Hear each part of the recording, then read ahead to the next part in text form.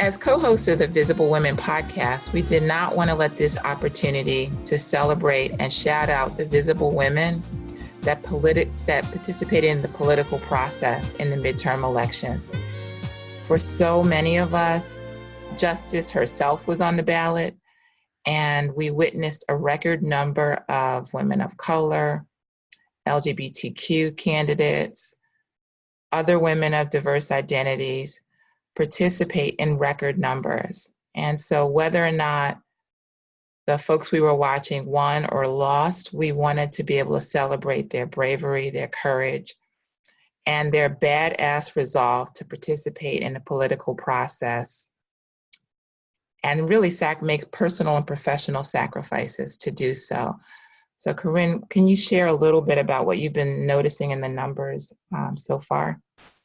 So first I want to say that we're coming to you semi-live because we're going to edit minimally and add a little music in our intro, but we're semi-live today because we wanted to come to you right after the midterms and not delay our discussion with production.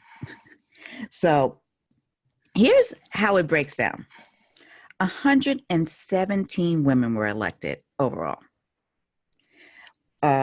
Before that, only 1 out of 5 members of Congress were women. 42 women of color were elected, 40 to the House, 1 to the Senate, and 1 will serve as governor. 100 of those women were Democrats and 17 were Republicans. But the other interesting thing is when we break down local races, local, state, and federal races, there were 400 Black women in the game and participating in this political process. And we want to applaud each and every one of them, whether they won or lost. That takes guts. And if you want to see change, you've got to be the person that makes the change. You've got to be the change you want to see. So bravo to them. Bravo. So let's shout out some of the people who were the first. The youngest member of Congress will be from Queens, like me, Alexandria Ocasio-Cortez, who's only 29. And she came, her opponent in the primary, though she came out of nowhere, but she ran a strategic campaign. And although people wanted to peg her as a socialist and make that a bad word, she stood her ground and her principles, and she emerged victorious. We had a couple of firsts from New England. So Ayanna Pressley was the first Black woman elected to Congress from Massachusetts. And Jahana Hayes was the first Black woman to represent Connecticut in the House. So New England is doing big things, and we want to shout them out. In addition, Native women turned out in miraculous ways. So Deborah Haaland, who's from the Pueblo of Laguna tribe, and Sharice Davids from the Ho-Chunk tribe in Kansas, were the first Native American women elected to Congress. And Davids also has the distinction of being the first gay Native American lawmaker in Congress. So not only are women from the margins really just stepping into the space in remarkable ways, but those most marginalized, when you think of Native communities, really in sort of the decimation that's happened to tribal lands and sort of the ways in which they've been marginalized. I think it's so remarkable to have these 2 women stepping into the space. So in Texas, 2 Latina women won. Veronica Escobar and Sylvia Garcia are both headed to Congress, and we congratulate them. So although Beto didn't win in Texas, there were some significant wins that can chip away at some of the inequity that's happening. in Congress. Yeah, and so the other kind of toxic dialogue I think that's taking place is really one that focuses on xenophobia. So we were so pleased to be able to shout out two visible women, Muslim women, that are emerging in Michigan and in Minnesota. So Rashida Tlaib and Ilan Omar are now members of Congress. I shared with Corynne a quote from a September summit celebrating women of color in politics, where Rashida said, "Yes, you will have to learn how to say our names." And so we want to shout you both out today. Uh, we're learning your names, we're sharing your names, and we look forward to hearing what great things you do on behalf of your districts in Congress. And then with the governor's races, while we know that as of this morning, Stacey Abrams is still in the fight, we do know that Michelle Lujan Grisham emerged victorious in New Mexico, and she is the first Democratic Latina elected governor in the United States.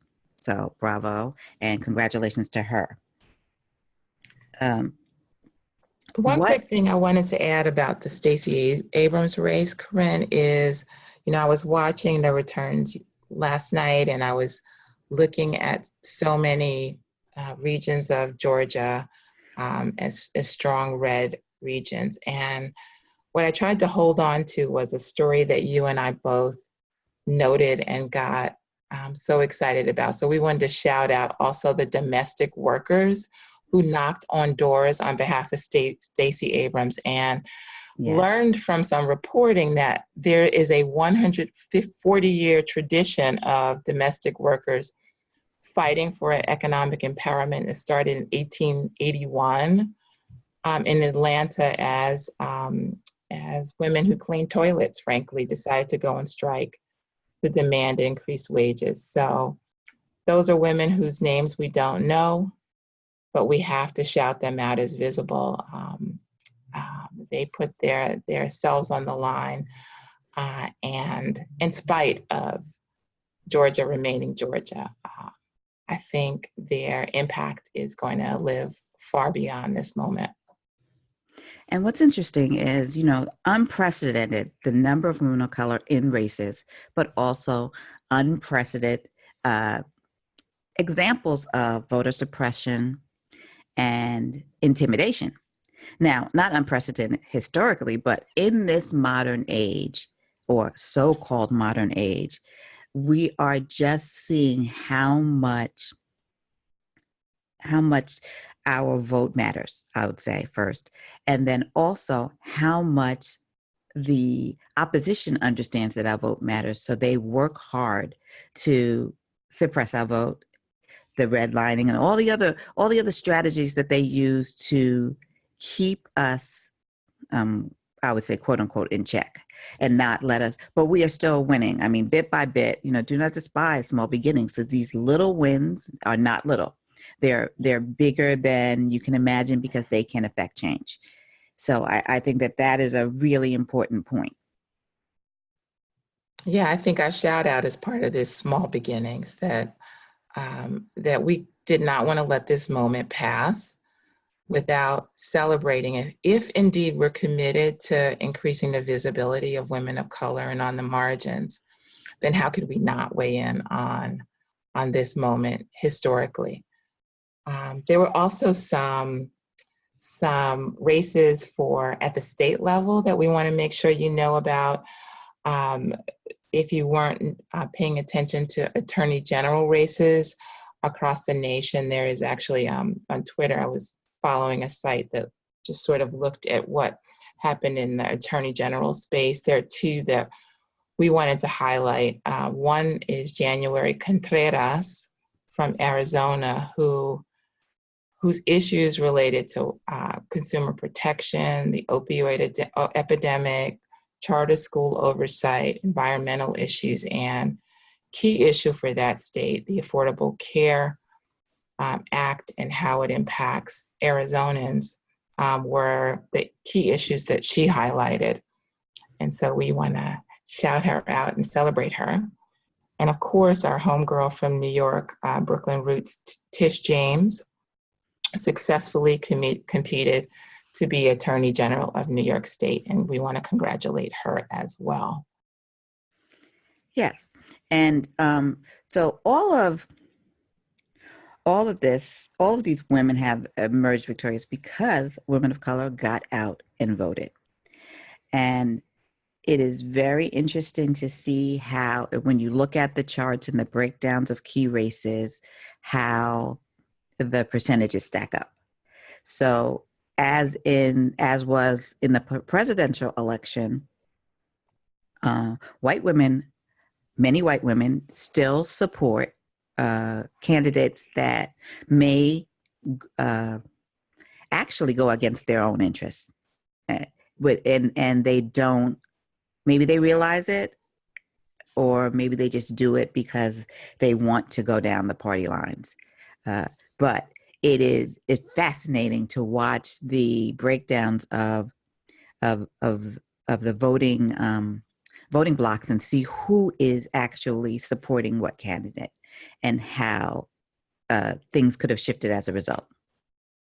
Yeah, what killed me is how off in some cases the polling was. And so it really makes me wonder whether or not people are just lying or don't feel comfortable saying in a forthright way who they're supporting, or maybe the polling folks are just missing a subset of constituents, demographics, or not asking the right questions. So it is a curious thing that 2 election cycles in a row, the polling is not capturing what is clearly a core underlying sentiment for segments of this country. Yeah, I agree. I think that it is, I think both the polling and news stories are crafted in a certain way, and they don't always represent the truth. I mean, not the entire story, I'll say that, because it is a truth from a specific perspective, but they're not, I don't feel like they're digging hard enough to find the full story. Yeah. And I also think that the people that are opposed to the candidates that we may be interested in watch these things carefully and galvanize their troops, galvanize their constituents to go counter to that and do it silently. Yeah. So all of these stories about, and all of the polls that put our candidates ahead are always skewed because they're not getting the whole story. Yeah. And we can't get complacent with the what seems like a slam dunk, like the blue wave, because it sounds like a good news story. And instead, we need to really walk cautiously and look at every scenario, I think. Yeah. And what I wanted to point out, I was mentioning earlier to Kim that I really, what came to mind today for me was the book, The Black Calhouns by Gail Lamette Buckley, because it looks at the history of Lena Horne's family from Reconstruction through the Civil Rights Movement and beyond, but it looks at the 2 factions, the family members that stayed in the South and the family members that came up north. And often we are given or have the idea that you can't make any progress in the South. But if we look at both the story illustrates and this election and just illustrates to me that just because you're in that environment in the South, which we tend to think is more racist, et cetera, does not mean that we cannot impact change. And if you look at the races that are most contentious and have the impact, like Stacey Abrams, to do so, they're happening in the South. So we have to look at that and realize that it's not just the coasts that are making change. It's every state. It's quote unquote the flyover states that are making real moves here that we have to pay attention to, and that we can build upon to make real change. Yeah, I think your point about the nuance, when we talked about the poll thing and how there's a nuance there that is perhaps being missed, I think that can actually work to our favor as well, because Yes. there's a nuance about our women of color, about our communities, and to your point about the South, right? It's painted with sort of a monolithic red brush, and if you unpack it, there may be more there to mine for, like what messages are landing in the South for communities of color, and for rural communities, and for low socioeconomic communities. So it's a place that I feel like some of these candidates have spent some time and are making moves. I wanted to do one local shout out. So we did sort of national and we did some statewide shout outs. So we wanted to do one that caught our attention, and say Sean King coined this, so we're gonna borrow it for the purpose of this episode. So we want to shout out the 19 Black women, badass Black girl magic, who were victorious in joining the judiciary in Harris County, Texas. They stand out not just because they represented communities of color, but about the potential that they hold for impacting and administering justice in new ways within Texas. So to your point about the South, right? Yeah. Texas, and yet somehow all 19 of these women were successful in their bids. I have one other local. Okay. So she's somebody that's an alum of a leadership program I was in New York City called Coro, Leadership New York. So I want to shout out Catalina Cruz from Queens, who won her bid for the state assembly. And notable about her success is that she's a dreamer. She came to this country as an undocumented immigrant, and she did not have legal status. She is a former dreamer. She's married a citizen, but her grassroots and community-focused campaign really resonated with the voters in Queens. And now she's heading to Albany, and we're excited to see what happens there. Yeah, that's great. So what would you say is the road forward from here? Yeah. What do we do to continue this fight and to stay energized in the face of not getting everything we wanted? So I think that the danger is to believe that we only achieve this through a reactionary response, that things have to get really bad before people engage. And I think there is, to the point about subtle messages, I think there was a movement afoot, even beyond this sort of, I don't know, crazy, discouraging climate that we find ourselves in that needs nurture. So my answer is the conversations that we now can have in robust ways in the online space, in our communities, in our churches, and those are ripe for, and our sororities, I'll just shout that out, are ripe for generating new talent, are ripe for putting forth the possibility that civic engagement is not the ultimate sacrifice, that you can make a difference, that your voice can matter. And I think these these ways in which the women we've been talking about have penetrated the space will continue to grow new people. At least I can tell you that my 12-year-old is totally excited about running for class president in 7th grade. And I know that there's a connection between what happened yesterday, what's been happening over the last 2 years, and her decision. I wanted to share real quick. So we've been listening on the ride to school every morning, like our favorite tunes. And this one is what we played this morning because I told her we would be doing a live episode of the podcast. And so it's a YouTube video that we love by Rihanna J. And I'll just read you a couple of lines from the song. It's called Undefeated. So it says, I've been through it. I've been watching, trying to see how I do it, how I make it look so easy. I've been working twice as hard for half the love, make it perfect, but they tell me it ain't enough. You ain't ever walked in my shoes. You ain't ever had to do what I have to do. No, I didn't choose it, but I'm going to use it. Yeah, fall down, get up twice. Keep my head up high, make the sacrifice.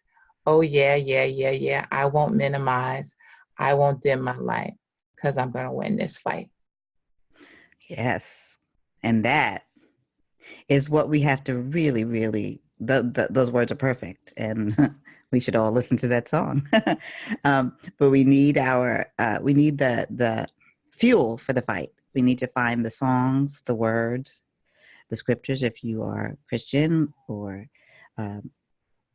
the other words, if you are from another religious background. But you find your words to fuel you, and you find the songs that fuel you, and you find the strength to keep going, because this is not over. I mean, you have to think that, yes, these are small steps, but you chip away to make change. They don't, we are in a world where we see overnight sensations, but very rarely are they true. So every win leads to another win. And we have to look at it that way and keep fighting and keep winning. That's a good word. Yeah. So this has been our first semi-live Visible Woman bonus episode. And we hope that you will enjoy it. And we look forward to having more discussions like this, as well as continuing conversations on our podcast. So you know that our regular podcast is every other Wednesday. So look for us actually next week for a new episode. And until then, we keep shouting out the visible woman out there. We see you. Remember, we see you.